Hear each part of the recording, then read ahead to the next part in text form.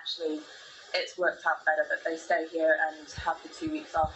And you are a travel agent, Fiona, so obviously you would have known that, look, there was a risk of this potentially happening.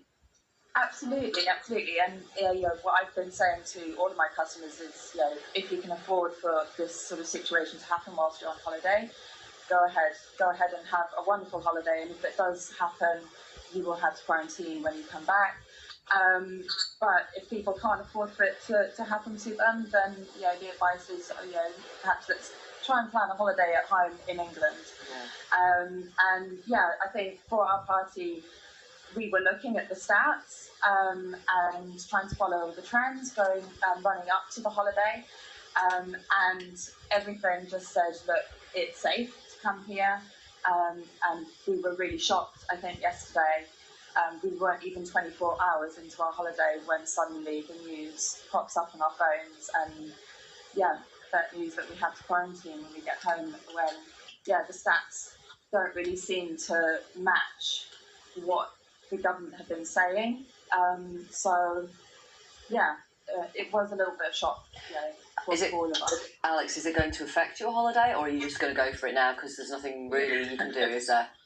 I think, let's say, two of the parties are not able to work from home. So I think initially there was a lot of shock going through the group.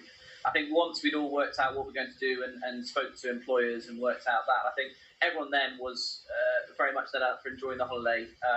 I think it did put a few hours where the group was very depressed about what we're going to do.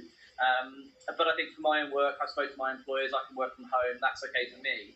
But it's the sort of wider group that I think they have to take unpaid leave or sick pay or something like that have to make it work for them, which is it did put a downer for a few hours at least. Yeah, okay.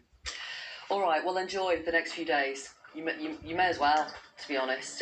Yeah, we're going to have a great time. Yeah, thank you very much. Good. Cheers, Alex. Thanks, Fiona. Thank you very much. Thank you. Take care. Bye. This morning, the composer and producer Andrew Lloyd Webber will give evidence to MPs who sit on the Culture Select Committee about what's going on in the world of theatre, about the financial viability of reopening theatres whilst meeting the government's social distancing requirements.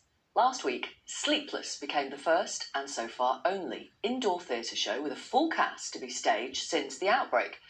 The new musical, which is in a theatre with musicians and a cast of 20, is based on the film Sleepless in Seattle. Have a look. What's rule number one? Don't ask why. Well, why don't we ask? It would make us go crazy. And rule number two? Mom wouldn't want us to go crazy. Right. So that's where we're headed. Away from crazy. Agreed? What's rule number three? I'm working on it.